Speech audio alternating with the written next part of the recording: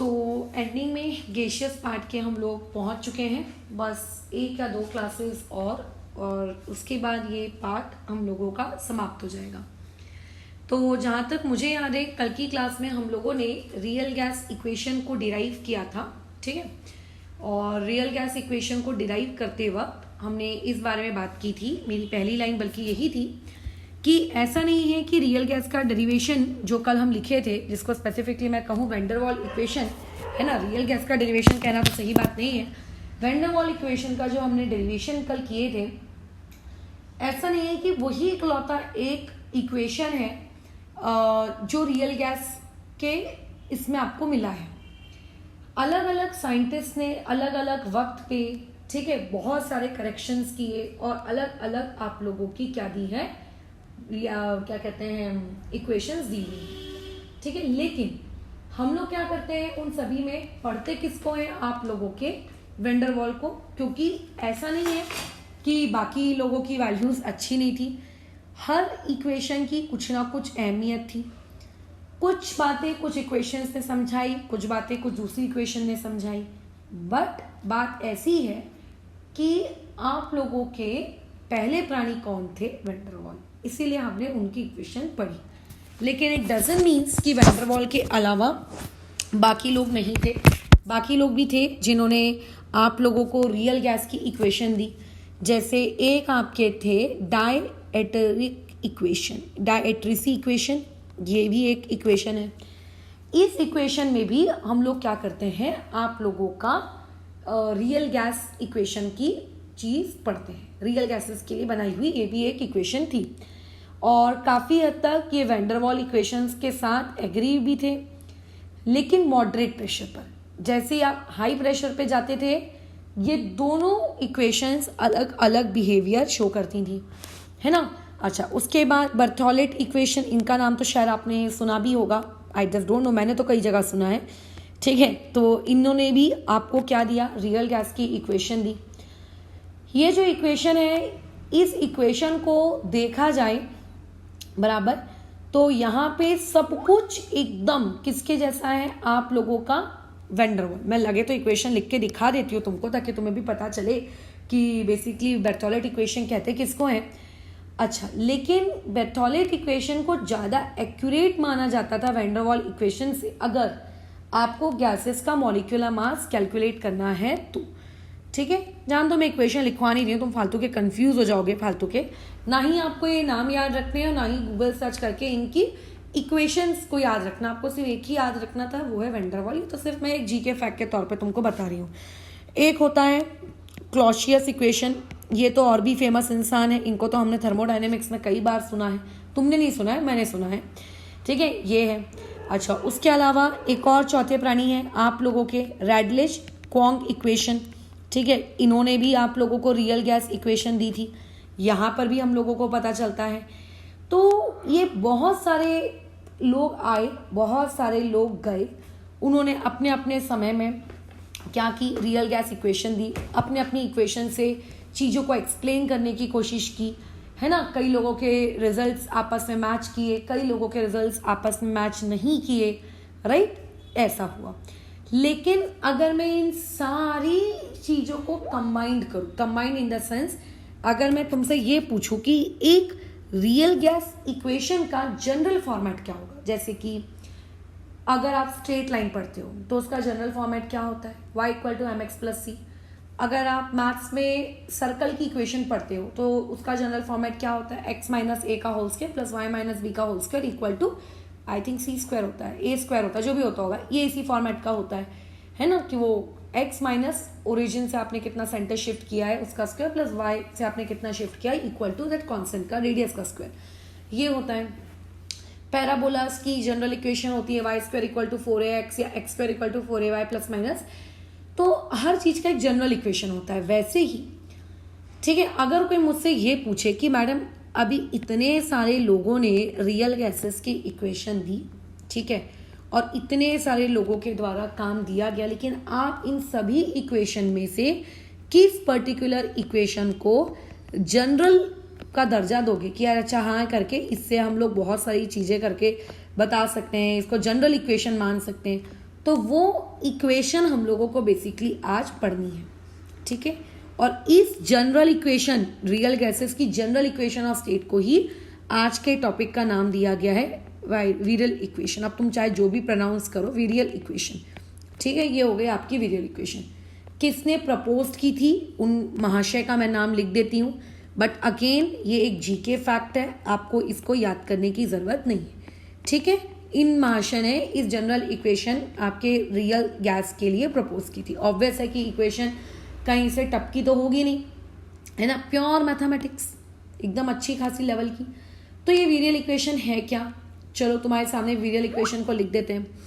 तो वीरियल इक्वेशन आपको बेसिकली पता होनी चाहिए, जैसे आपको पता होना चाहिए कि this is known as van der Waals equation, वैसे आपको ये पता होना, लेकिन कभी ऐसा नहीं होना चाहिए कि आपको वीरियल इक्वेशन को डिराइव करने को बोला जाएगा।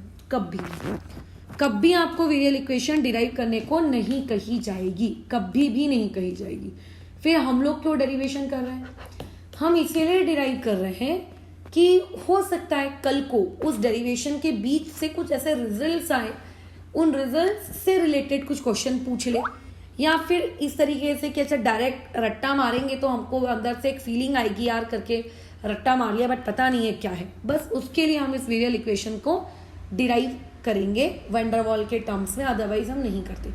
इवन मैं ये भी डिराइव नहीं करवा रही हूँ कि आपके वीरियल इक्वेशन आई कैसे, मतलब मैं सिर्फ लिखवा कर दे रही हूँ वीरियल इक्वेशन क्या होती है, ठीक है। मैं सिर्फ लिखवा कर दे रही हूँ वीरियल इक्वेशन होती है z इक्वल्स टू 1 प्लस आप लोगों का क्या कहते हैं bp plus c times of p square plus d times of p cube. अब तुम समझ गए होगे ये कैसा चल रहा है, e टाइम्स ऑफ p की power 4 plus f times of p की पावर, ये इस तरीके से।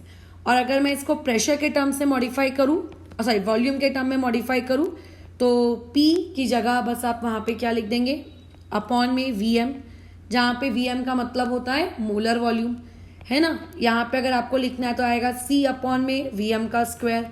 तो this expression is known as virial equation, right. अच्छा, अब कई महानुभव लोगों को डाउट होगा कि मैडम आप डायरेक्ट प्रेशर को कैसे कन्वर्ट कर सकती हैं, किसमें, वॉल्यूम के टर्म्स में सीधा p को आप v से रिप्लेस कर दोगे। तो देखो मैंने डायरेक्ट उसको p को v से रिप्लेस नहीं किया, मैंने यहाँ पे pv इक्वल टू nRT वाला छोटा सा कंसेप्ट मैंने यहाँ पे लगाया है। जैसे कि आप लोगों की एक्चुअल में, ठीक है, आप लोगों की एक्चुअल में जो वीरियल इक्वेशन है उसमें RT भी इन्वॉल्व होता है, बट RT को हम लोग Z के उस तरफ ले गए। देखो ये होती है आप लोगों की वीरियल इक्वेशन, इसको मैं लिख देती हूँ पहले कि एक्चुअल में वीरियल इक्वेशन किस चीज को कहा जाता है, ताकि तुम्हें पता हो कि ये चीज कैसे आई है। इसे कहा जाता है वीरियल इक्वेशन। P आपका Vm इक्वल्स टू क्या, RT। अच्छा, उसके बाद क्या होता है ब्रैकेट में 1 प्लस आप लोगों का B अपॉन में बोलो क्या, अपॉन में इसके आ जाता है Vm, फिर उसके बाद Vm स्क्वायर, अच्छा मेरे को Vm लिखना था, फिर C upon Vm square dot dot dot dot dot dot, ये इस तरीके से। फिर बाद में आप अगर इसको यहाँ शिफ्ट कर दो तो बस यही P Vm upon RT, basically हम लोग इसको यहाँ पे क्या लिख रहे हैं, Z लिख रहे हैं। तो तीनों में से आप इन्हीं तीनों चीज़ों को क्या कहते हो, वीरियल इक्वेशन कहते हो। अब यहाँ पे जो ये आपको दिख रहा है ये B क्या होता है, B याद करो कल मैंने वैन डर वाल कांस्टेंट में भी एक B के बारे में बताया था, बट वैन डर वाल कांस्टेंट में जो B बताया था वो स्मॉल b था, और यहाँ जो बताया वो कैपिटल V है, बराबर। तो ये जो स्मॉल b है और ये जो कैपिटल B है ना, ये सेम नहीं है। तो ऐसा बिल्कुल मत सोचना कि वही वाला स्मॉल b है, नहीं। इसको भी हम कांस्टेंट ही कहते हैं, बट इसको हम लोग कहते हैं वीरियल कांस्टेंट। वीरियल इक्वेशन है इसीलिए इसको वीरियल कांस्टेंट कहते हैं। अब कौन सा वीरियल कांस्टेंट कहेंगे, देखो ये आपका उस पूरे एक्सप्रेशन का ये क्या है, फर्स्ट टर्म है, ठीक है। ये पूरा का पूरा आपके उस पूरे एक्सप्रेशन का सेकेंड टर्म है, एंड सो ऑन। तो B क्या है, एक कांस्टेंट है, बट कौन सा कांस्टेंट है, सेकेंड वेरियल कांस्टेंट, और यही इस पूरे डेरिवेशन में सबसे ज्यादा इंपॉर्टेंट है। C वैसे ही बोलो क्या हो जाएगा, ये हो जाएगा आप लोगों का थर्ड वेरियल कांस्टेंट। D वैसे ही बोलो क्या हो जाएगा, ये हो जाएगा fourth virial constant, and so on. ये इक्वेशन कहाँ से आई, कैसे आई, आपको वो पढ़ना ही नहीं है, ठीक है। बराबर, वो हमारा पार्ट ही नहीं है, ठीक है। अब बात ऐसी है कि 90s के ज़माने में हुआ ये था कि वैंडरवाल इक्वेशन तो तुम जैसे जानते हो हमारे सिलेबस का पार्ट है, तो एक्सपेक्ट किया गया कि क्वेश्चन वैंडरवाल इक्वेशन से ही आएगा। बट क्वेश्चन देखो कैसा आया, ये जो ऊपर आपको मैंने 3 इक्वेशन दी है, मुझे तो एग्जैक्टली नहीं पता कि किस फॉर्मेट में वो क्वेश्चन आया होगा उस ज़माने में, बट जब हमने भी पढ़ा था इस पर्टिकुलर इक्वेशन को हमारे सिलेबस में, तो उस वक्त भी हमारे टीचर्स ने हमको यही बताया था कि हाँ उस ज़माने में एक आया था। एग्जैक्टली 90s के ज़माने का, यानी कि आज से कम 25 साल पुराना सवाल कहाँ से उठा के लाएंगे, ठीक है। तो उस ज़माने में क्वेश्चन आया, उन्होंने क्या किया, ये एक्सप्रेशन लिख दिया, ठीक है। उन्होंने ये एक्सप्रेशन लिख दिया और उन्होंने क्या कहा कि आपको वैंडरवाल इक्वेशन तो पता ही है, वैंडरवाल मतलब कल आपने जो पढ़ी थी वैंडरवाल इक्वेशन फॉर रियल गैसेस। एक काम करो, आप दोनों इक्वेशंस को कंबाइन करो और आप एक काम करो, यूजिंग, क्वेश्चन इसी तरीके का कुछ होगा, यूजिंग वैंडरवाल इक्वेशन, ठीक है, der Waals equation for real gases, ठीक है, for real gases and above equation, मतलब उस अबोव इक्वेशन को और रियल गैस वाली इक्वेशन को दोनों को इस्तेमाल करो और आप यहाँ से क्या करो, सेकेंड वेरिएबल कांस्टेंट यानी कि b की वैल्यू कितनी होगी ये आप कैलकुलेट करो। ये सोचो उनका क्वेश्चन था। तो जैसे आप मैथ्स में पढ़ते हो ना, सादा सब्स्टिट्यूशन के एक वैल्यू को दूसरी इक्वेशन में पुट किया और उससे रिजल्ट निकाला, ये वही काम था। बट दिक्कत ये है कि इसमें लगता है मैथमेटिक्स का ज्ञान। अब क्या ज्ञान, अगर तुमने सीक्वेंस एंड सीरीज मैथ्स में पढ़ा है तो, या सीक्वेंस एंड सीरीज है बाइनोमियल एक्सपेंशन, तो वहां पे आपको चीजें एक्सपैंड कराई होंगी कुछ सर्टेन आपने रूल्स के साथ। अब जैसे n फैक्टोरियल वगैरह वगैरह ये सब भी तो तुमने पढ़ा ही होगा ना। तो मैं एक एक्सपेंशन लिखवा के देती हूँ, उस पर्टिकुलर एक्सपेंशन को हम लोग अभी अभी आज की अपनी क्लास में यूज करेंगे। क्या था वो एक्सपेंशन, आपने मैथ्स में पढ़ा होगा, 1 माइनस एक्स है और उसकी पावर में -1 है। इस फॉर्मेट का अगर कोई एक्सप्रेशन है और अगर आपको इसको एक्सपैंड करना है तो इसका एक्सपेंशन कैसा होता है, 1 plus x square plus x cube plus dot dot dot. ये मैं कुछ भी केमिस्ट्री का नहीं बता रही हूँ, ये प्योर मैथमेटिक्स है, ठीक है। अच्छा, अब जिस इंसान को ये पर्टिकुलर एक्सपेंशन आता था उसने उस सेकेंड वेरिएबल कांस्टेंट यानी कि b, इसकी वैल्यू पट कैलकुलेट कर दी और निकाल के दे दिया। तो बेसिकली वहां से हम लोगों ने उस जमाने से वेरिएबल इक्वेशंस को अपने JEE के सिलेबस से पढ़ना शुरू किया। But nobody is going to ask you the derivation, या फिर उस डेरिवेशन से रिलेटेड कोई भी सवाल आपको नहीं पूछा जाएगा। सिर्फ कुछ रिजल्ट्स हैं, उन रिजल्ट्स को आपको याद रखना है, बस उन्हीं से सवाल आएंगे। चलो तो शुरू करते हैं, कैसे करें। अब देखो आप लोगों को चीजें क्या दी हुई हैं, बातचीत करते हैं। हम लोगों को वेरिएबल इक्वेशन दिया होगा। अब हम लोगों को क्या करना है, आपकी वैंडरवाल इक्वेशन का भी इस्तेमाल करना है। तो पहले तो वेरिएबल इक्वेशन क्या है देख लो, पहले वैंडरवाल इक्वेशन देख लो। वैंडरवाल इक्वेशन लिख लेते हैं। बोलो क्या पढ़े थे हमने कल वैंडरवाल इक्वेशन आप लोगों की, क्या थी वैंडरवाल इक्वेशन कल पढ़े हैं ना, क्या था, P प्लस आप लोगों का A अपॉन V स्क्वायर, फिर उसके बाद क्या था सेकेंड ब्रैकेट में V माइनस NB, ठीक है, V माइनस NB। इवन यहाँ पे भी आप लोगों का n स्क्वायर था, चलो यहाँ लिख देती हूँ, यहाँ पे NB और इक्वल टू nRT। अब देखो मैं नंबर ऑफ मोल्स के झमेले में नहीं पढ़ना चाहती, तो मैं अज्यूम कर लेती हूँ कि हम लोग काम किसके लिए कर रहे हैं, 1 मोल ऑफ गैस के लिए काम कर रहे हैं। अगर मैं 1 मोल ऑफ गैस के लिए काम कर रही हूँ तो यही इक्वेशन क्या हो जाएगी, P plus A upon V square और यहाँ पे V माइनस आपका B इक्वल टू RT। अब तुम जो क्वेश्चन तुम्हें दिया गया है उस वेरिएबल इक्वेशन में Vm टर्म इन्वॉल्व है। देखो Vm मतलब मोलर वॉल्यूम। तो मोलर वॉल्यूम कैसा आता है, जब आप वॉल्यूम का मोल से डिवाइड कर लो। तो मैं क्या हमारी वैंडरवाल इक्वेशन को मोलर वॉल्यूम के टर्म्स में नहीं लिख सकती, क्या लिख सकते हैं, तो बस यहाँ पे रिप्लेस कर देते हैं तो लो, ताकि दोनों में सिमिलैरिटी हमको दिखे। अब हमने ऐसा किया। मैं क्या चाहती हूँ कि मेरी वेरिएबल इक्वेशन को और मैं इस इक्वेशन को साइमल्टेनियसली सॉल्व कर सकूँ। तो इसके लिए बहुत जरूरी है कि वेरिएबल इक्वेशन में जो z है मेरे इस इक्वेशन में भी z होना चाहिए। अब मैं z यहाँ क्रिएट कैसे करूँ, सबसे बड़ी समस्या। तो थोड़ा सा आपको मैथ्स लगाना है और कुछ नहीं करना है। जो आपको वहाँ पे Vm अपॉन में Vm माइनस MB दिख रहा है, अगर मैं उसको राइट साइड लेकर चली जाऊँ तो वो बेसिकली आप लोगों का क्या बन जाएगा, वो बन जाएगा RT अपॉन में Vm माइनस B, ये बन जाना है। अब इसको और कैसे एक्सपैंड करें समस्या। पूरी इक्वेशन को वीएम से आप मल्टीप्लाई कर दो। क्यों कर रहे हो? अब मैं क्या कहूँ, एक्सपेंशन है, फाइनल रिजल्ट तक पहुँचने के लिए किया जा रहा है। तुम लोगों को ये सब याद करने की ज़रूरत बिल्कुल नहीं है। अगर इसको एक्सपांड करेंगे मतलब मल्टीप्लाई करेंगे तो आप लोगों के पास कुछ इस तरीके से आंसर मिलेगा, बराबर। ये इस तरीके का कुछ एक्सप्रेशन मिलेगा। इस एक्सप्रेशन से मुझे क्या फ़ायदा? तो एक काम करो, इस एक्सप्रेशन में मेरा पूरा एम है। क्या एम है? कि मुझे z क्रिएट करना है। क्या क्रिएट करना है? मुझे यहाँ पे z क्रिएट करना है, ठीक है। तो z क्रिएट करने के लिए अब हम क्या करते हैं z क्या होता है? pv अपॉन में rt। तो pv तो दिख रहा है लेफ्ट साइड में, बट rt नहीं दिख रहा। तो आप पूरी इक्वेशन को डिवाइड बाय rt कर दो, ठीक है। तो ये क्या हो जाएगा? pvm अपॉन में rt, ताकि ये क्वांटिटी को मैं आगे जाके क्या लिख सकूँ? z, है ना, क्योंकि सेकेंड वेरिएबल इक्वेशन में भी z है, तभी तो मैं दोनों को इक्वेट करूंगी, सब्स्टिट्यूट मतलब इक्वेट कर सकती हूँ, इसीलिए। वैसे अगर मैं इस पर्टिकुलर क्वांटिटी को भी क्या करती हूँ, क्योंकि पूरी इक्वेशन को rt से डिवाइड करना है, सिर्फ किसी एक को डिवाइड नहीं करना है। तो ये क्या हो जाएगा? a अपॉन, ठीक है, a अपॉन, अरे यार क्या हो गया इसको, a upon V M R T, ये वाली चीज़ ऐसी आ जाएगी। राइट हैंड साइड में ऊपर का आर टी नीचे का आर टी कट गया, तो आपके पास सिर्फ इतना एक्सप्रेशन बचेगा, है ना। अब अगर कोई मुझसे ये पूछेगा कि आप z की वैल्यू मुझे बताइए यहाँ से क्या है, तो मैंने लिख सकती z आप लोगों का काफ़ी हद तक इसके बराबर है, ये वी एम माइनस बी और यहाँ पे minus a upon V M R T, बराबर। क्या ये बात भेजे में जा रही है? इसको कैसे लिख रहे हैं? अच्छा, अब देखो मेरे पास जो वीरियल इक्वेशन दी है, उस वीरियल इक्वेशन का फर्स्ट टर्म देखो क्या है। उस वीरियल इक्वेशन का फर्स्ट टर्म है आपको 1।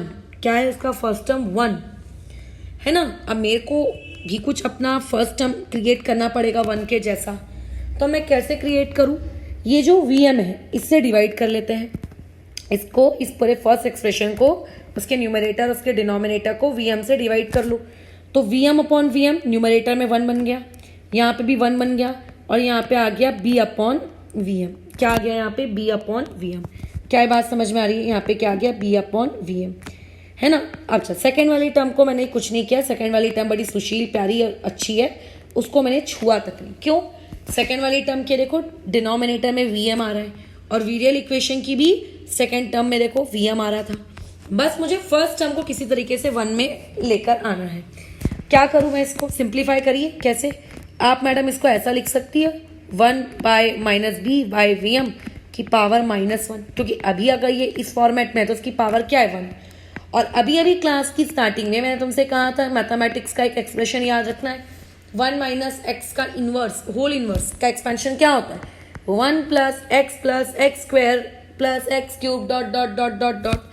तो यहाँ पे भी क्या होगा? 1 प्लस एक्स यानी कि बी अपॉन वी एम, बराबर, है ना। ये अपन एक्सपैंड कर रहे हैं, ये अपन क्या कर रहे हैं? उस इक्वेशन को एक्सपैंड कर रहे हैं। प्लस क्या हो जाएगा? एक्स स्क्वायर, तो एक्स स्क्वायर यानी कि ये चीज़ कितनी हो जानी है? ये हो जाएगी आप लोगों की बी स्क्वायर अपॉन में V M square, plus x cube यानी कि बी क्यूब अपॉन में V M cube, dot dot dot dot dot. तो इस तरीके से मैंने जो मेरा माइनस था उसको मैंने एक्सपैंड कर लिया, और ये मेरे पास एक्सप्रेशन वैसे का वैसे, बराबर। ये मेरे पास एक्सप्रेशन, तो ये मेरे पास किसकी वैल्यू आ गई? जेड की वैल्यू है।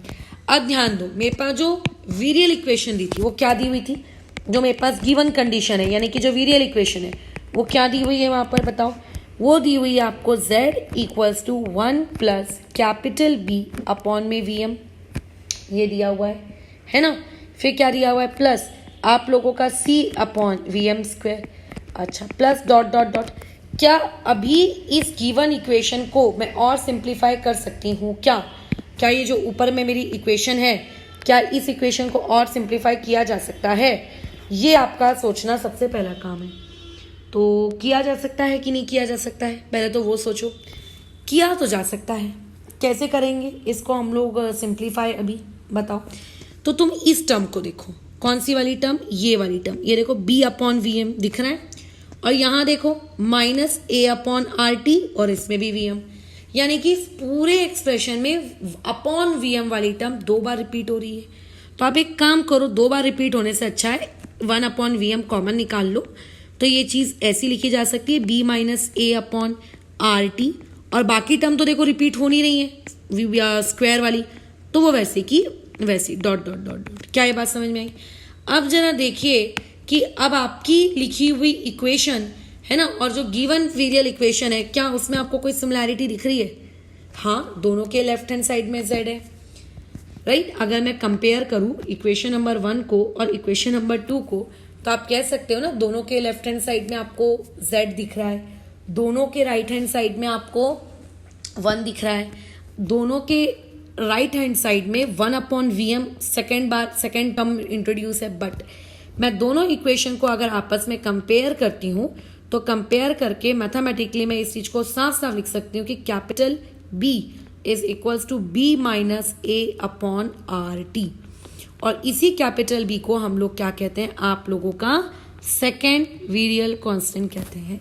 तो बेसिकली हम लोगों को क्या मिल गया, सेकेंड वेरियल कांस्टेंट की वैल्यू मिल गई, जो कि वैंडरवाल कांस्टेंट के टर्म्स में B माइनस A/RT। तो आपको पूरा ये चीज पेपर में डिराइव करके याद रखने की आवश्यकता नहीं है, आप बस इसका क्या याद रखिए, फाइनल रिजल्ट याद रखिए, और कुछ भी याद नहीं रखना, ठीक है, और कुछ भी नहीं। चाहो तो अगर तुम्हें और लिखने का शौक है, let's say third virial constant, fourth virial constant, तो चलो एक काम करते हैं, थर्ड वेरियल कांस्टेंट की बात करते हैं। तो थर्ड वेरियल कांस्टेंट यानी कि यहाँ पे कौन है, C, ठीक है, यहाँ पे थर्ड वेरियल कांस्टेंट कौन है आप लोगों का, C। तो ये जो आपका थर्ड वेरियल कांस्टेंट है C, अगर मैं इसको ऊपर वाले से कंपेयर करूँ, इस वाले को और इस वाले को कंपेयर करूँ, तो यहाँ से आपका जो थर्ड वेरियल कांस्टेंट है वो कितना आ रहा है, B² आ रहा है। तो this is my third virial constant.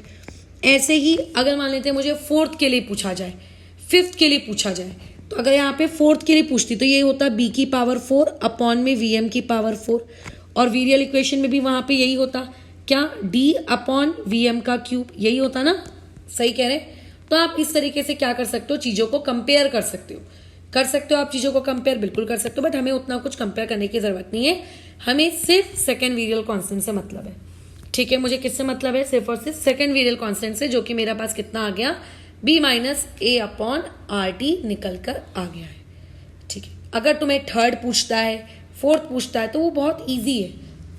कैसे, देखो, इसको थर्ड कहते हैं और यहाँ पे कौन है, B² है, तो यानी कि मैं लिख सकती हूँ capital C equal to B², और ये आप लोगों का कौन है, थर्ड वेरियल कांस्टेंट है। अच्छा, अगर मैं इसकी बात करूँ तो यहाँ देखो क्या है, आप लोगों का D फॉर डॉग, ये आपका फोर्थ वाला है, और यहाँ पे क्या है, B³ है, यानी कि कैपिटल D इक्वल टू आपका B की पावर बोलो क्या है, यहाँ पे B की पावर आपका 3 है, राइट। ये आप लोगों का कौन सा कांस्टेंट है, आप लोगों का ये आपका फोर्थ वेरियल कांस्टेंट है। तो अगर मैं तुमको जनरलाइज इक्वेशन बनाने को कहूँ, अगर मैं कहूँ कि मान लेते हैं आपके पास nth वेरियल कांस्टेंट होता, कोई nth वेरियल कांस्टेंट निकालने को कहा जाए, तो nth वेरियल कांस्टेंट भी जरूर B की पावर क्या रहा होगा, n-1 रहा होगा, क्योंकि जब फोर्थ वेरियल कांस्टेंट बोला जाता है तब पावर 3 आती है, जब थर्ड बोला जाता है तो पावर 2 आती है, यानी कि एक कम हो जाती है ना पावर। तो अगर आपको nth वेरियल कांस्टेंट बोला है तो क्या आ जाएगा, n-1 ये expression, but this expression is not valid for first and second वेरियल constant. मतलब इस पर्टिकुलर जनरलाइजेशन को हम लोग कहाँ से फॉलो कर सकते हैं, आप लोगों के सेकेंड, और बल्कि सेकेंड नहीं, फर्स्ट के लिए भी फॉलो होती है। अगर फर्स्ट बोलेंगे तो B की पावर 0 जाएगी, एंड B की पावर 0 इज 1, है ना। तो ये बस किसके लिए एप्लीकेबल नहीं है, सेकेंड वाले के लिए एप्लीकेबल नहीं है, क्योंकि उसमें A/RT वाला एक एडिशनल टर्म इंट्रोड्यूस हो रहा है, अदरवाइज जनरलाइज मैंने बना दिया। तो कल को अगर किसी ने तुमसे पूछ लिया सेवेंथ वेरियल कांस्टेंट बताओ, तो क्या पूरा डिराइव करोगे, नहीं, सीधा बोलना B की पावर 6, खत्म। यानी कि सेकेंड वाले वेरियल कांस्टेंट को अगर मैं छोड़ दूं, और चलो फर्स्ट वाले को भी अगर मैं छोड़ दूं, तो सारे के सारे दूसरे वेरियल कांस्टेंट्स क्या होते हैं, आप लोगों के किस पे डिपेंड करते हैं, आप लोगों के B की वैल्यू पे डिपेंड करते हैं, ठीक है। From third virial constant onwards अगर हम बातचीत करें, ठीक है, from third virial constant onwards they depend only on B, ठीक है। वो सिर्फ और सिर्फ किस पे डिपेंड करते हैं, B पे डिपेंड करते हैं। और कल हम लोगों ने जब वैंडरवाल इक्वेशन डिराइव की थी, तब तुम्हें बताए थे कि B क्या होता है, B एक वैंडरवाल कांस्टेंट है, एक ऐसा वैंडरवाल कांस्टेंट जो किस चीज को मेजर करता है, वो मेजर करता है आप लोगों के वॉल्यूम करेक्शन को, बराबर। या फिर मैं ये कह सकती हूँ वो किस चीज को इम्प्लाइज करता है, वो साइज ऑफ पार्टिकल को इम्प्लाइज करता है। ठीक है, तो कल कोई आपसे पूछा जा सकता है लेट्स से थ्योरी वाले सवाल में कि बताइए एक 7th वीरियल कांस्टेंट इनमें से किन किन चीज़ों पर डिपेंड करता है, तो हम कंफ्यूज हो जाएंगे कि अरे यार हमने तो सिर्फ 2nd वीरियल कांस्टेंट रट्टा मारा था, हमें तो 7th पूछ लिया, इसीलिए डेरिवेशन करवाया है ताकि आपको पता रहे कि 2nd वाले को छोड़कर 1st वाले को छोड़कर बाकी जितने भी वीरियल कांस्टेंट्स हैं वो सिर्फ और सिर्फ किस पे डिपेंड करते हैं, आप लोगों के स्मॉल बी की वैल्यू पे डिपेंड करते हैं। ठीक है, अब कल की क्लास में क्या मैंने तुमको स्मॉल बी की वैल्यू छोटी कब होगी बड़ी कब होगी ये लिखना सिखाया है क्या? हाँ सिखाया तो है। कुछ रूल्स बताए थे ना, कुछ रूल्स बताए थे कि जब पोलर डाइपोल वालों को अलग कर लेना, नॉन डाइपोल वालों को अलग कर लेना, बस याद है। तो हो सकता है कल को आपसे कोई क्वेश्चन ऐसा भी पूछ ले कि 4-5 गैसेस दिए, उन 4-5 गैसेस को उनके वीरियल कांस्टेंट्स के अकॉर्डिंग आप अरेंज करो, तो हम कंफ्यूज हो जाएंगे यार वीरियल कांस्टेंट्स तो दिए नहीं है, हम कैसे अरेंज करें? कोई बात नहीं, अभी के टर्म्स में करो। ठीक है, अभी के टर्म्स में करो। हाँ बस सभी के वीरियल कांस्टेंट सेम होने चाहिए, मतलब 2nd वाला सबका 3rd वाला ऐसा नहीं, सबका 2nd ताकि पावर सबकी सेम रहे ना। ठीक है, तो उस मतलब उस तरीके से भी पूछा जा सकता है। तो आपका जो दिमाग है वो मल्टी डायरेक्शन में घूमते रहना चाहिए, cut cut cut cut cut cut कि जो मैंने पढ़ा है उस पढ़ी हुई चीज़ से कहाँ से क्या आ सकता है, ये मैंने सोचा है ये चीज़ कि ऐसे भी पूछा जा सकता है। हो सकता है कोई दूसरा पढ़ाने वाला कुछ इससे बेटर सोचे या तुम इससे बेटर सोचो, तो अगर ऐसा कुछ है कि तुम्हें लगता है कि इस डेरिवेशन से मैम ये भी तो एक रिजल्ट डिराइव किया जा सकता है, तो please do share with me. ठीक है, ताकि मैं भी अपने अंदर इंप्रूव कर सकूँ इस चीज़ को लेकर। ठीक है, ये हो गई बातचीत। अच्छा, और क्या समझ में आता है हम लोगों को? फिलहाल हम लोग 2nd वीरियल कांस्टेंट पे फोकस करते हैं, उसकी बातचीत हम लोग करते हैं, क्योंकि हमारा पूरा देखो सिलेबस 2nd वीरियल कांस्टेंट के अलावा ही है। ठीक है, बस बराबर ओके, बाकियों को हम उतनी कोई तवज्जो देते नहीं है। अब जो ये 2nd वीरियल कांस्टेंट है B माइनस आप लोगों का, ठीक है, A/RT।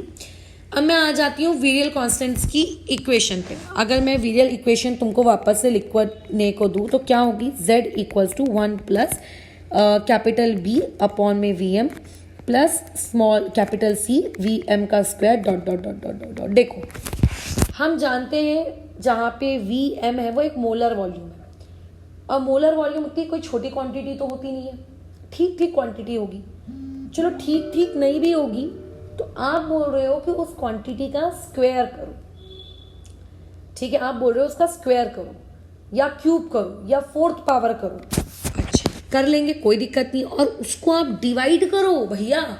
मतलब VM एक छोटी क्वांटिटी है, मतलब VM खुद एक बड़ी क्वांटिटी है, बड़ी क्वांटिटी का स्क्वायर और बड़ी क्वांटिटी, और उस बड़ी क्वांटिटी को छोटे से C या छोटे से D से डिवाइड कर रहे हो। जैसे अगर मैं तुमसे कहूँ 1/2 करो, 1/2 लाख करो, बोलो कौन किसका आंसर बड़ा आएगा? कोई भी जवाब देगा मैम 1/2 ज़्यादा बड़ा होगा एज कम्पेयर टू 1/2 लाख। तो बेसिकली क्योंकि VM का क्यूब बड़ी क्वांटिटीज है और आप उनको छोटे से C और D के साथ डिवाइड कर रहे हो, तो आप ये जो पीछे के एक्सप्रेशंस हैं, आप इन पीछे के एक्सप्रेशंस को बेसिकली क्या कर सकते हो? वीरियल इक्वेशन में आप इग्नोर कर सकते हो। क्यों इग्नोर कर सकते हो? क्या ये बात समझ में आ रही है? क्योंकि आपका VM खुद एक लार्ज क्वांटिटी होती है, अगर आप उसका स्क्वायर करोगे तो वो एक अल्ट्रा लार्ज क्वांटिटी हो जाएगी, राइट? और उसको फिर आप 1/VM स्क्वायर करोगे तो वो एक्सट्रीमली स्मॉल क्वांटिटी हो जाएगी। और अगर तुम्हें लग रहा है कि नहीं मैम बट C से तो मल्टीप्लाई हो रहा है ना, D से तो मल्टीप्लाई हो रहा है ना, तो मैं बता दूं C और D कोई बहुत बड़े तोपखान नहीं है, वो खुद छोटी छोटी वैल्यूज होती है पॉइंट्स में। तो पॉइंट की वैल्यू को दूसरी पॉइंट की वैल्यू से मल्टीप्लाई करके बल्कि और छोटी वैल्यू क्रिएट होगी, तो इसीलिए हमने उन टर्म्स को क्या कर दिया? इग्नोर कर दिया। तो हम बेसिकली अपनी वीरियल इक्वेशन को सिर्फ इतना लिखते हैं, Z इक्वल टू 1 प्लस B/VM। Is it clear? है ना? अब तुम मुझे बताओ कि ये वीरियल इक्वेशन किसके लिए है? आइडियल गैसेस के लिए कि रियल गैसेस के लिए? बोलोगे क्या बात है मैडम, ये तो रियल गैसेस के लिए। आइडियल गैसेस की जब तक थी हमारी लाइफ में कोई झंझट ही नहीं थी, कितने सुखी थे दिन। P इक्वल टू NRT लगाओ, बात खत्म करो। ये रियल गैस के लिए है, उसका सिंप्लीफाइड वर्जन। अब अगर मैं तुमसे कहूंगी कि इस इक्वेशन को ऑब्जर्व करो, ठीक है, इस इक्वेशन को ऑब्जर्व करो and tell me the condition when this real gas will behave like an ideal gas, तो तुम क्या कहोगे? हाई टेम्परेचर ले जाइए मैडम आप, तो वो तो मैं जानती हूँ, बट इस पर्टिकुलर एक्सप्रेशन में टेम्परेचर जैसी चीज कहीं दिख नहीं रही है, so don't tell me with respect to temperature और with respect to pressure which we have already studied. इस एक्सप्रेशन को देखकर बताओ। तो इस एक्सप्रेशन को देख के तुम ये बताओगे कि मैडम देखो, इन अबोव एक्सप्रेशन आप लोगों का चाहे कुछ भी हो जाए, आपका जो वीएम है वो कभी भी जीरो तो नहीं होगा। वॉल्यूम ऑफ कंटेनर जीरो कैसे हो सकता है, और मोलर वॉल्यूम कैसे जीरो हो सकता है? कुछ तो रहेगा, भले ही छोटा छोटा छोटा छोटा छोटा छोटा कितना भी रहे, बट कुछ तो रहेगा, वो जीरो तो नहीं हो सकता, बराबर। तो इसका मतलब मैं वीएम को जीरो नहीं ले सकती। लेकिन हाँ मैडम, अगर आप बी की वैल्यू को जीरो ले लेते हो तो ऐसे केस में वो जो पूरा का पूरा बी अपॉन वीएम है वो भी बोलो क्या हो जाएगा, जीरो हो जाएगा। और अगर बी अपॉन वीएम जीरो हो गया तो जेड की वैल्यू बोलो क्या हो जाएगी, 1। और जब जेड की वैल्यू 1 होती है तो आपने प्रीवियस क्लासेस में बताया है कि वो कौन सी इक्वेशन के लिए होती है, आइडियल इक्वेशंस, मतलब आइडियल गैसेस के लिए होती है। इसका मतलब यहां से साफ साफ समझ में आता है कि एक आपकी रियल गैस खुद को कन्वर्ट कर लेगी आइडियल गैस में इफ कब आप लोगों का b बराबर क्या हो जाए, जीरो। b बराबर जीरो यानी कि कौन, सेकेंड रियल कांस्टेंट जीरो हो जाए। तो जब तुम्हें मैंने रियल गैसेस और आइडियल गैसेस के बीच का डिस्टिंग्विश बेसिस मतलब उनकी थ्योरी पढ़ाई थी, तो उस थ्योरी के दौरान तुमसे क्या बातचीत की गई थी कि अगर आप हाई टेम्परेचर की बात करो, है ना, या फिर अगर आप हाई वॉल्यूम की बात करो, तो कोई भी रियल गैसेस किसमें कन्वर्ट हो जाती हैं, आइडियल में। बट एक और कंडीशन ऐड कर लो कि अगर सेकेंड रियल कांस्टेंट जीरो हो जाए तो भी आपकी रियल गैस किसमें कन्वर्ट हो जाती है, आइडियल में। तो कैसा है, कई बार एमसीक्यू बेस आपको सवाल पूछा जा सकता है कि विच ऑफ द फॉलोइंग क्या कहते हैं option is correct regarding the real gases. पहला दे देगा कि real gases can be converted into ideal gas at high temperature and high volume, तुम मार दोगे टिक, तो करेक्ट है। अब फिर सेकंड दे देगा कि real gases can be converted into ideal gases when second real constant become zero, तो तुम करार दोगे क्रॉस, क्योंकि तुम्हारे दिमाग में मैक्सिमम टाइम्स यही ठूसा रहेगा कि high temperature high volume, high temperature high volume. हम कभी ये नहीं देखेंगे कि नहीं हम उस पर्टिकुलर चीज को रियल कांस्टेंट्स के टर्म्स में भी तो बता सकते हैं। तो यस, रियल कांस्टेंट्स के टर्म में भी आप बता सकते हो कि रियल गैसेस कब कन्वर्ट होंगी आपकी आइडियल में। ठीक है, जब बी बराबर बोलो क्या होगा, जीरो। क्या ये चीज क्लियर है? तो बस यहां से भी एक एमसीक्यू क्रिएट हो सकता है। अब आगे पढ़ते हैं। चलो एक काम करो, एक बार ना मैडम बी को आप जीरो लेके देख लो, ले लेते हैं। बोलो बी क्या होता है, बी क्या होता है? अभी अभी पढ़े ना बी हम लोग क्या होता है, अभी अभी हम लोगों ने बी की वैल्यू निकाली थी ना, क्या होता है बी?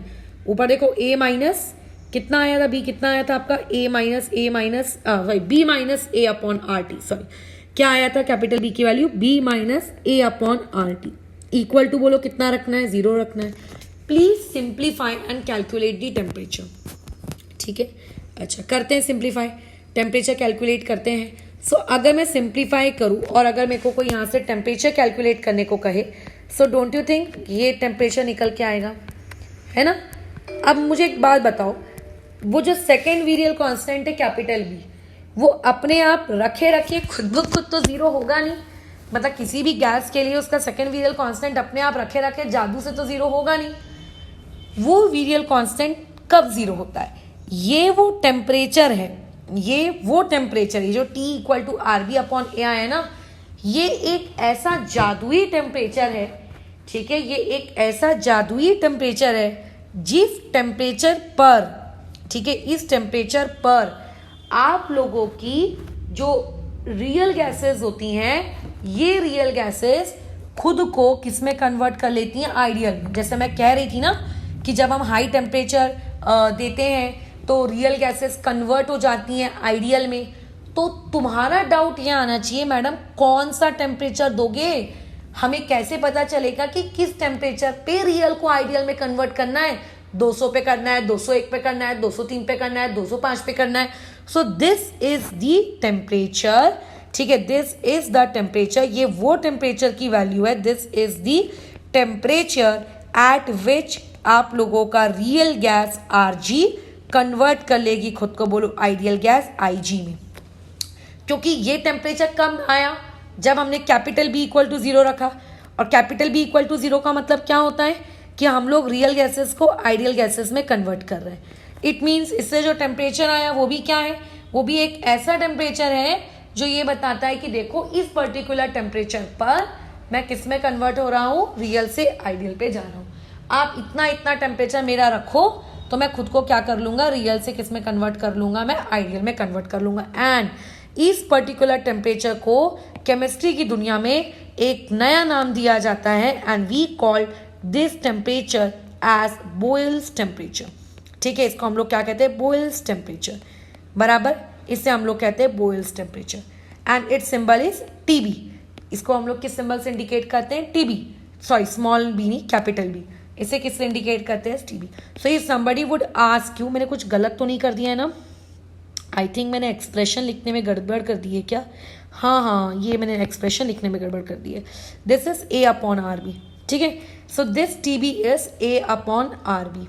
जैसे आप बोलते हो ना कि मेल्टिंग पॉइंट क्या है, बॉइलिंग पॉइंट क्या है, टेम्परेचर ही तो है यार वो भी, और क्या है फिर। तो बॉयल्स टेम्परेचर भी क्या है, एक टेम्परेचर है, एक ऐसा टेम्परेचर जहाँ पे आपकी रियल गैसेस खुद को किस में कन्वर्ट कर लेंगी, आप लोगों की आइडियल गैसेस में खुद को क्या कर लेती हैं, कन्वर्ट करती हैं। ये मैं टीबी की तुम्हारे लेवल पर सिंप्लीफाइड डेफिनेशन बता रही हूँ। अदरवाइज जब तुम हायर स्टैंडर्ड में रहोगे तो हो सकता है अगर आप केमिस्ट्री को डिटेल में पढ़ो तो आपको टीबी की थोड़ी डिफ्रेंशिएशन के टर्म्स में भी डेफिनेशन मिले, बट वो चीज़ें हम लोग अभी इसमें इंक्लूड नहीं कर रहे हैं, खिचड़ी नहीं मचा रहे हैं अपने टॉपिक के साथ। तो क्लियर है बॉयल्स टेम्परेचर क्या होता है। अच्छा, अब कई बार कैसा होता है, गैसेस का ए दे देता है, बी दे देता है और आपको बोलता है कि बताइए इस पर्टिकुलर गैस को अगर मैं रियल गैस में कन्वर्ट करना चाहता हूँ तो कितना केल्विन टेम्परेचर दूँ। तो हमें लगता है कि हमें कैसे पता चलेगा कितना केल्विन टेम्परेचर दें।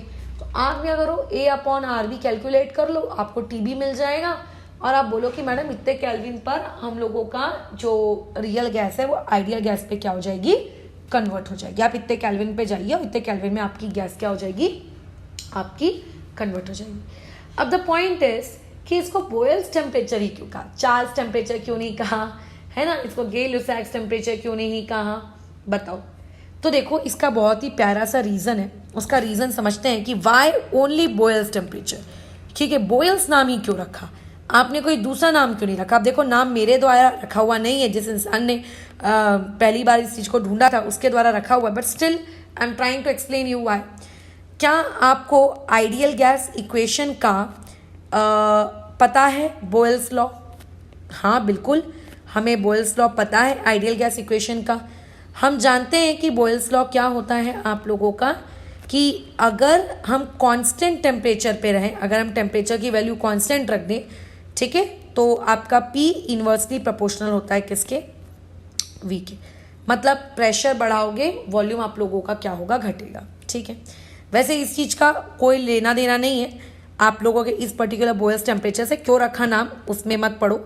ठीक है, कि बॉयल्स टेम्परेचर का नाम क्यों रखा मैडम, यहाँ पे बॉयल्स ही क्यों रखा, चार्ल्स क्यों नहीं रखा, गे-लुसैक क्यों नहीं रखा, उससे मत जाओ। ग्राफ पे बाद में बात करते हैं। आपने ग्राफ प्लॉट किया Z versus P। Ideally graph ऐसा आता है। होता क्या है कि अगर आप लो प्रेशर पर हो, ठीक है, मैं क्या कह रही हूँ, लो प्रेशर पे हो और बॉयल्स टेम्परेचर को मेंटेन किए हुए हो, आपने क्या रखा है, आप लो प्रेशर पर हो और आपने बॉयल्स टेम्परेचर को मेंटेन करके रखा है, कांस्टेंट रखा हुआ है, टीबी बराबर आपका कांस्टेंट है और आपने लो प्रेशर मेंटेन किया है। आपकी गैस कैसे बिहेव करेगी, आइडियली बिहेव करेगी। अब तुम्हें मर्जी, मतलब ऐसा लगा कि चलो थोड़ा सा प्रेशर और बढ़ाए, लेकिन सच दैट कि बॉयल्स टेम्परेचर अभी भी कांस्टेंट है, अभी भी वो फिक्स है, अभी भी गैस आइडियली बिहेव कर रही है। तुम्हारे अंदर और मस्ती आ रही है, तुम धीरे धीरे धीरे धीरे धीरे धीरे धीरे धीरे प्रेशर इंक्रीज करते जा रहे हो, करते जा रहे हो, करते जा रहे हो।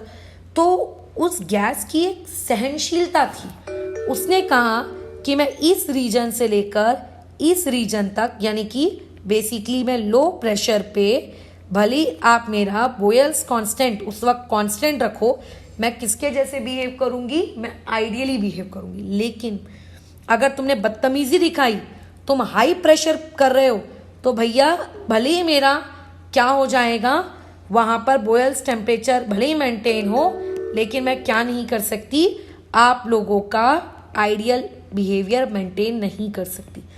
ठीक है, यानी कि अगर तुम ऐसा कहोगे कि बॉयल्स टेम्परेचर के अकॉर्डिंग अगर हम उस टेम्परेचर पे जाएं और गैसेस हमेशा आइडियल रहेंगी, तो नहीं, वो गैसेस तभी आइडियल रहेंगी जब तक प्रेशर लो है, एक सर्टेन लिमिट तक प्रेशर लो है। अगर आप प्रेशर को हाई करोगे और बोलोगे कि नहीं नहीं टेम्परेचर तो बॉयल वाला ही है ना, तो ऐसा नहीं है कि वो पॉजिटिव डेविएशन देने लगेगी, वो बोलेगी नहीं यार अब मैं नहीं चलेगा। तो यानी कि बॉयल्स लॉ, ये जो टेम्परेचर होता है, ये बॉयल्स टेम्परेचर आप लोगों का वैलिड होता है। TB is valid for short range of pressure, ठीक है, is valid for short range of pressure, ठीक है, for short range of pressure. अगर आप हाई प्रेशर में जाते हो, ठीक है, अगर आप पी को हाई कर देते हो तो हाई करने के बाद आप लोगों का आप और टीबी को कांस्टेंट रखते हो, कैपिटल बी लिख लेना, टीबी को कांस्टेंट रखते हो और आप ये उम्मीद करते हो कि अब भी आइडियल होना चाहिए, आइडियल वो ओबे करनी चाहिए, तो अब वो आइडियली ओबे नहीं करेगी, ठीक है। तो यानी कि boils temperature for all values of pressure के लिए वैलिड नहीं है, ठीक है। कल को क्वेश्चन इस तरीके से फ्रेम हो सकता है कि बताइए which of the following statement is correct for boils temperature. तो पहली स्टेटमेंट पता है क्या होगी, बॉयल्स टेम्परेचर की डेफिनेशन जो कि मैंने ऊपर लिखवा कर दी थी कि it is the temperature at विच आप लोगों की real gases behave like an ideal gas, ठीक है, it is the temperature at विच, तो आप टिक मार दोगे। सेकेंड आपको ये दिया रहेगा A/RB की ये इसकी वैल्यू होती है, आप टिक मार दोगे कि ये भी करेक्ट है। तीसरी चीज आपको दी हुई होगी कि for boils temperature the gases behave ideally for all values of pressure, और आप उसमें भी टिक मार दोगे कि ये भी करेक्ट है, बट नहीं, बॉयल्स टेम्परेचर सारी वैल्यूज के लिए ओबे नहीं होता, वो कुछ वैल्यूज के लिए ही ओबे होता है। और कौन सी होती है वो कुछ वैल्यूज, लो। अब कितनी लो कितनी हाई वो नहीं, बट लो हम प्रिसाइसली कैसे बता सकते हैं, क्योंकि गैस टू गैस वेरी होगा ना, हो सकता है O2 की बॉयल्स टेम्परेचर के लिए उसका मतलब लो प्रेशर 2 atm हो और वही ऑक्सीजन के लिए नाइट्रोजन के लिए वो लो प्रेशर 1 atm हो, तो गैस टू गैस वेरी होगा, बट हाँ ये लो के लिए वैलिड होगी, ठीक है। यूनिवर्सली सारी प्रेशर्स की वैल्यू के लिए आप लोगों का बॉयल्स टेम्परेचर वैलिड नहीं होता है, ठीक है, ये कहानी थी। और एक और क्वेश्चन यहाँ से पूछा जा सकता है कि सेकेंड वेरियल कांस्टेंट की यूनिट क्या है। जैसे यहाँ पे आपने बी निकाला था ना, बी की वैल्यू कहाँ निकाली थी हमने, ऊपर आई थिंक, हाँ, तो यहाँ से एक क्वेश्चन और पूछा जा सकता है कि बताइए यहाँ पे बी की यूनिट क्या है, UNIT यूनिट क्या है, SI यूनिट क्या है, लो ये पूछ लेगा। अब देखो Z, अभी अगर मैं सिंप्लीफाइड वर्जन में बात करूँ तो basically Z equals to 1 + B/VM है। अब तुम इतना तो जानते हो कि लेफ्ट साइड में और राइट साइड में यूनिट्स सेम होंगी। अगर लेफ्ट साइड में लीटर है तो राइट साइड में लीटर, लेफ्ट साइड में सेंटीमीटर है तो राइट साइड में सेंटीमीटर। अब Z जो होती है ये आपकी यूनिटलेस क्वांटिटी है, ये आपकी कैसी है, यूनिटलेस क्वांटिटी है, और 1 ये भी एक यूनिटलेस क्वांटिटी है। तो इस पूरे इस सेकेंड रेशो को भी बोलो क्या होना चाहिए, एक यूनिटलेस क्वांटिटी होना चाहिए। बट सेकेंड रेशो में जो VM है वो कैसी है, वो उसकी ऐसा यूनिट तो लीटर है, तो जरूर उसके ऊपर रहने वाले B की यूनिट क्या रही होगी, लीटर रही होगी, ताकि लीटर लीटर कट जाए और ओवरऑल फ्रैक्शन एक यूनिटलेस क्वांटिटी बने। सो सेकेंड वेरियल कांस्टेंट की जो SI यूनिट होती है वो SI यूनिट बोलो कितनी होती है, लीटर, या फिर सेंटीमीटर क्यूब, या फिर मीटर क्यूब, या डेसीमीटर क्यूब। अगर कोई तुमसे पूछेगा सेकेंड वेरियल कांस्टेंट की SI यूनिट क्या है, तो उसकी SI यूनिट लीटर मत बक देना, ठीक है, क्योंकि सेकेंड वेरियल कोफिशिएंट क्या है आप लोगों का, C/VM²। तो VM² मतलब वॉल्यूम का स्क्वायर, यानी कि लीटर का स्क्वायर।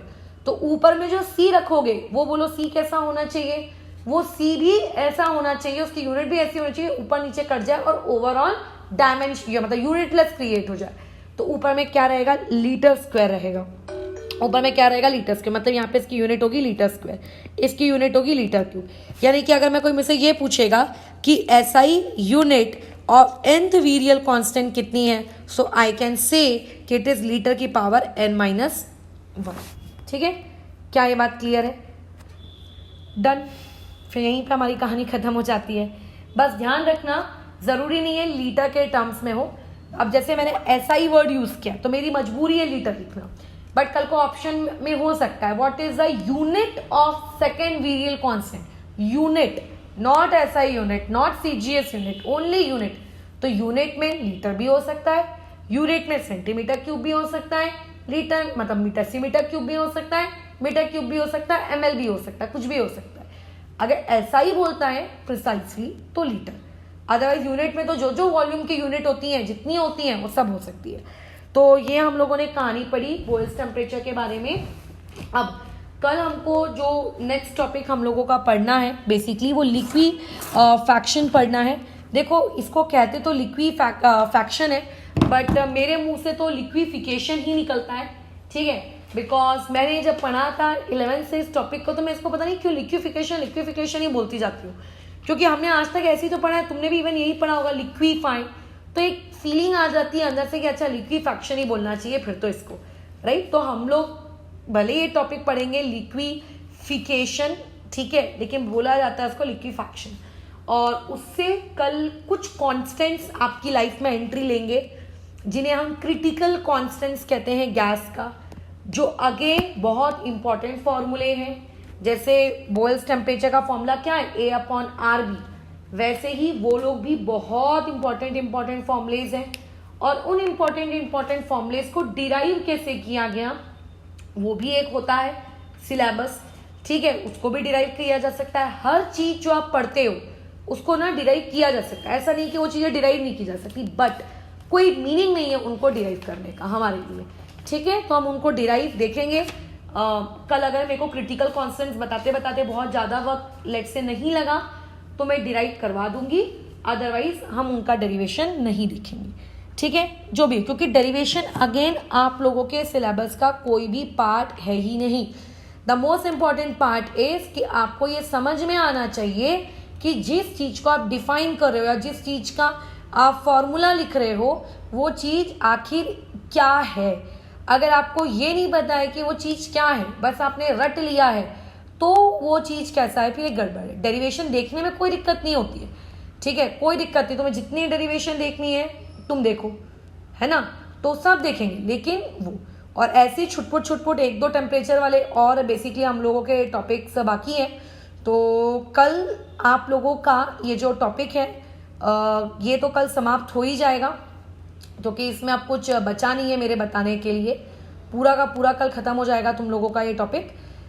इसमें बस एक ही चीज़ बाकी रहेगी, वो barometer, nanometre, not nanometre, barometer, वो मैनोमीटर वाली, वो बस हम लोगों को ख़त्म करनी है।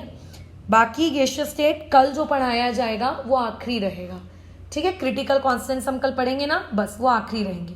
क्रिटिकल कॉन्स्टेंट्स हम लोगों को पढ़ना है जो कि हम कल पढ़ लेंगे, और उसके अलावा वही क्रिटिकल कॉन्स्टेंट मतलब लिक्विफिकेशन, ठीक है। अच्छा, फिर तुम लोगों का वो बैरोमीटर, मैनोमीटर, ऐसे करके छुटपुट 2-4 टॉपिक्स मैं देख लूँगी क्या क्या छूटे हुए हैं, बस। फिर थोड़े बहुत न्यूमेरिकल्स। तो अगर मैं आज का दिन x मान के चलूँ तो हार्डली 3 डेज या 4 डेज इसमें ये चैप्टर खत्म होता है। और गैसियस स्टेट आपके पूरे सिलेबस का अब तक का सबसे आसान चैप्टर है, सबसे आसान, इसमें कुछ नहीं है, बल्कि तुम सोचो इतना आसान, ये हर स्टूडेंट का फेवरेट होता है। ये मेरा पर्सनली बहुत फेवरेट है। ये chemical equilibrium, solution and colligative properties, chemical kinetics, thermodynamics, है ना। और सॉलिड स्टेट मुझे ज़्यादा पसंद नहीं आता क्योंकि उसमें एक इमेजिनेशन बहुत ज़्यादा इन्वॉल्व होती है, ऐसा मुझे लगता है, ठीक है। लेकिन ये वो 5 चैप्टर्स हैं जिसमें फिजिकल केमिस्ट्री में आप कहीं नहीं अटक सकते, कभी नहीं अटक सकते, आपका बस फॉर्मूले में कमांड होनी चाहिए। मोल कंसेप्ट से कभी भी डायरेक्ट कोई क्वेश्चन पूछा नहीं जाता है, अलग अलग चैप्टर्स में बेसिकली हम मोल कंसेप्ट को यूज करते हैं, इसीलिए मोल कंसेप्ट पढ़ाया जाता है। फिर उसके बाद दूसरे फेवरेट चैप्टर्स में अगर मैं बात करूं तो atomicity, periodicity, chemical bonding, surface chemistry, जो भी हम लोग प्रोबेबली पहले इसके बाद न्यूक्लियर केमिस्ट्री देखने पहले करते हैं और फिर सरफेस केमिस्ट्री करेंगे। तो ये वो चैप्टर्स हैं जो छोटे हैं और मार्क्स अगर आए तो आपको फुल मार्क्स देकर जाते हैं, ये वो चैप्टर है। लेकिन अब जो बच गए chapters, redox, ionic equilibrium, electrochemistry, इनमें पढ़ना पड़ता है बहुत, और ऐसा हो जाता है खासतौर से रेडॉक्स में कि यार बन रहा है कि नहीं बन रहा है। अगर पेपर सवाल कोई लेंदी नहीं आया, वैसे उतना लेंदी आजकल आता नहीं है मेंस वगैरह में, लेकिन स्टिल ये थोड़े से आप कह सकते हो टफ लेवल पे होते हैं, ठीक है। सॉलिड स्टेट इजी रहता है, कठिन नहीं होता, उसमें थ्योरी बहुत होती है, फॉर्मूले गिन के 3-4 होते हैं, उन्हीं 4-5 फॉर्मूलों को ही वो अलग अलग तरीके से पूछता रहता है। पूरी थ्योरी होती है सॉलिड स्टेट में, पूरी थ्योरी पूरा इमेजिन पूरा। मैं तो हमेशा सॉलिड स्टेट को आखिरी में ही पढ़ाती हूँ, बहुत पकाऊ चैप्टर लगता है मुझे खुद को पर्सनली पढ़ाने में भी, तो इसीलिए अभी ये वाला चैप्टर हम लोग आने वाले 2 या 3 दिनों में ख़त्म करेंगे इसको जल्द से जल्द, और उसके बाद न्यूक्लियर केमिस्ट्री में मूव करेंगे। अब सुनो, जो न्यूक्लियर केमिस्ट्री है वो न्यूक्लियर केमिस्ट्री आपका बहुत ही पिद्दी सा छोटा सा प्यारा सा टॉपिक है। न्यूक्लियर केमिस्ट्री का वेटेज एज सच उतना ज़्यादा नहीं होता है, ठीक है। मतलब उसको लेकर कोई इंसान श्योर नहीं रह सकता। वैसे तो आप किसी भी चैप्टर को लेकर श्योर नहीं रह सकते कि वो चैप्टर से रिलेटेड सवाल आएगा कि नहीं आएगा, बट न्यूक्लियर केमिस्ट्री एक ऐसा है कि हो सकता है आ भी जाए, हो सकता है नहीं भी आए, है ना। क्वाइट उस टाइप का चैप्टर है, not at all sure, but बहुत छोटा है, बहुत छोटा। मतलब मुश्किल से 1 हफ्ता भी नहीं चलेगा वो चैप्टर, इतना छोटा है। और जो चीजें हैं उसमें वो भी थ्योरी है। अदरवाइज न्यूक्लियर फिजिक्स या फिर nuclear chemistry is a very big branch, but हम लोगों के सिलेबस में उतनी बिग ब्रांच नहीं है। हमारे सिलेबस में उसका सिर्फ एक छोटा सा ट्रेलर है कि आपको बस न्यूक्लियर केमिस्ट्री के बारे में बस थोड़ी थोड़ी जानकारी होनी चाहिए, अदरवाइज न्यूक्लियर केमिस्ट्री हमारे सिलेबस में नहीं, ठीक है। तो हम लोग अभी इसके बाद न्यूक्लियर केमिस्ट्री कंप्लीट करेंगे। जो आपका छोटा सा पार्ट है कर लो, जल्दी खत्म हो जाएगा, है ना। उसके बाद आप सरफेस केमिस्ट्री करोगे जो कि काफ़ी इम्पॉर्टेंट है। इसी साल JEE मेंस में मतलब फर्स्ट अटेम्प्ट में उसका एक क्वेश्चन आया था, ग्राफिकल क्वेश्चन। उसमें एक ही ग्राफ है और उसी ग्राफ से वो लोग क्वेश्चन पूछते रहते हैं हर 2-3 सालों में रिपीट कर करके एक ही ग्राफ है। सोचो किसी चैप्टर में अगर 6-7 ग्राफ होते हैं तो कितनी चिड़ मचती है, कितने सारे हम याद रखें, क्या क्या याद पड़े। वहाँ पे एक ही ग्राफ है और आपको उसी एक ही ग्राफ से क्या होते हैं, क्वेश्चन पूछे जाते हैं, ठीक है। ओके, तो फिलहाल इसको भी ओवर करते हैं। तो मैं जो शीट दी गई थी उसको सॉल्व करके ना शुरू कर दो, क्योंकि अब तुम्हारा चैप्टर खत्म होने में आ गया है। अब तुम ऑलमोस्ट सारे सवाल कर सकते हो। रियल गैस पे मैंने अभी तक कोई भी न्यूमेरिकल नहीं लिया है, पूरा टॉपिक हो जान दो एक बार। अभी जो और टॉपिक्स चलेंगे ना तुम्हारे क्रिटिकल कॉन्स्टेंट्स वगैरह, ये सब खत्म हो जान दो, फिर आखिरी क्लास में यही लूंगी रियल गैस के ऊपर न्यूमेरिकल या वर्ड प्रॉब्लम्स की, ठीक है।